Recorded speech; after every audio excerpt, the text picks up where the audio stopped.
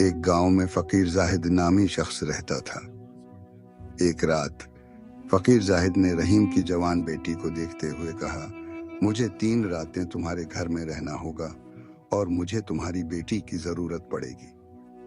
रहीम की बीवी शाजिया ने मुस्कुराते हुए जवाब दिया, आप परेशान न हो, मेरी बेटी सब कुछ मान लेगी। रात को रहीम ने अपनी बेटी साइमा को एक कमरे में बैठा दिया। फकीर जाहिद ने सबको दम किया हुआ पानी पिलाया, जिससे सब गहरी नींद सो गए। फकीर जाहिद ने कमरे का दरवाजा बंद किया और बुलंद आवाज में कहा, तुम्हारे जिस्म को गुस्से। रात की तारीकी गांव पर छा चुकी थी। जंगल से आने वाली हवाओं में अजीब सी सरगोशियां थीं। फकीर जाहिद ने साइमा पर नजरें गाड़ दी, जैसे कोई शिकारी अपने शिकार को घूरता हो। रहीम और उसका खानदान बेखबरी में सो रहे थे। उन्हें नहीं पता था कि वो एक खौफनाक खेल का हिस्सा बन चुके हैं। फकीर जाहिद ने आहिस्ता से दरवाजा बंद किया। दरवाजे की हल्की चरचराहट गूंजी, मगर किसी ने न सुनी। कमरे में जलती लालटीन रोशनी और साए का डरावना खेल खेल रही थी। साइमा के चेहरे पर खौफ की लकीर वाज़ेह थी। वो आजाद थी, मगर फिर भी कैद की तरह। तुम जानती हो कि तुम्हारे माँ बाप ने तुम्हें मेरे हवाले कर दिया है, फकीर जाहिद ने गहरी आवाज में कहा। साइमा खामोश रही। इसकी आंखों में आंसू चमकने लगे।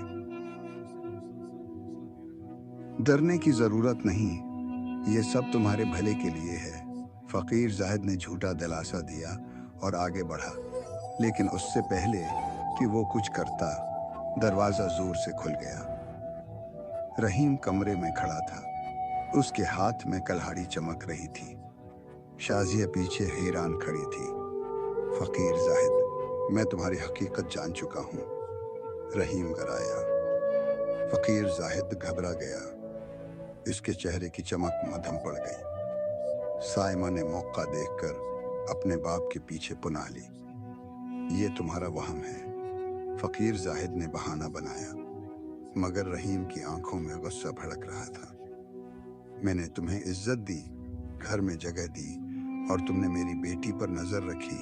आज मैं फैसला करूंगा। रहीम ने कल्हाड़ी लहराई और फकीर जाहिद की तरफ बढ़ा। फकीर जाहिद पीछे हटा, मगर उसकी चालाकियां नाकाम हुई। अचानक रहीम ने कल्हाड़ी उसके कंधे पर मारी। चीख ने रात की खामोशी तोड़ दी। फकीर जाहिद जमीन पर गिरा, खून बहने लगा। रहीम ने साइमा का हाथ पकड़ा और बोला, आज से हमारे घर में कोई फकीर या दरंदा धोखा नहीं देगा। फकीर जाहिद तड़प रहा था, मगर गांव का एक घर शैतान से आजाद हो चुका था। अगली सुबह गांव में हलचल मच गई। रहीम ने रात का वाकया सुनाया तो लोग दंग रह गए। कुछ फकीर जाहिद के मरीद थे, मगर ज्यादातर उसकी हकीकत जानकर सकते में आ गए। हम उसे वली समझ रहे थे, मगर ये तो भेड़िया था। एक बुजुर्ग हाजी याकूब ने कहा। गांव वालों ने फकीर जाहिद को उसी कमरे में कैद कर दिया। कुछ ने कहा कि उसे पुलिस के हवाले करें, मगर रहीम बोला, ये सजा बहुत हल्की है, दरंदे को दरंदों वाला अंजाम मिलना चाहिए। रात होते ही गांव के जवानों ने फकीर जाहिद को वीरान खेत में ले जाकर जमीन में गाड़ दिया। सिर्फ उसका सिर बाहर था। वो चीख रहा था, मगर किसी ने रहम न किया। यही उसका अंजाम होना चाहिए था, रहीम ने कहा और साइमा की तरफ देखा। इसकी आंखों में अब खौफ नहीं, मजबूती थी।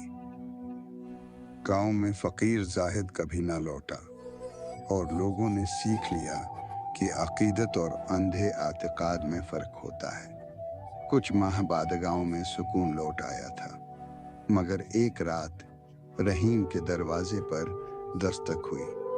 वो चौंक गया। इतनी रात को कौन हो सकता था? दरवाजा खोला तो एक अजनबी खड़ा था। लंबी दाढ़ी, मेली चादर, आंखों में सरख चमक। किया तुम रहीम हो? अजनबी ने गहरी आवाज में पूछा। हाँ। तुम कौन? रहीम ने होशियारी से जवाब दिया। अजनबी मुस्कुराया, मगर उसकी मुस्कुराहट अजीब थी। मैं फकीर जाहिद का भाई हारून हूँ, और मैं अपने भाई का हिसाब चुकाने आया हूँ। रहीम के रोंगटे खड़े हो गए। क्या वो एक और शैतान के जाल में फंस जाएगा, या इस बार वो अपने खानदान की हिफाजत कर पाएगा? रात की तारीकी में एक नई कहानी शुरू हो चुकी थी। हारून ने आहिस्ता से हाथ उठाए, जैसे कोई ताकत बुला रहा हो। अचानक फजा में सर्दी छा गई। को लगा जैसे जमीन हिल रही हो। मैं तुम्हें माफ नहीं करूंगा रहीम। मेरे भाई की रूह बेचैन है, वो बदला मांगती है।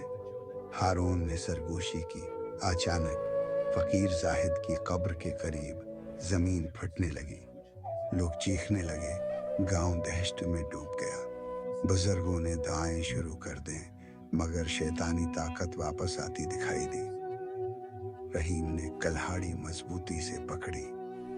मैं तुम्हारे जादू से नहीं डरता। अगर तुम अपने भाई जैसे हो तो तुम्हारा अंजाम भी वही होगा। हारून ने जोरदार कहकहा लगाया। देखते हैं रहीम, आज रात फैसला होगा।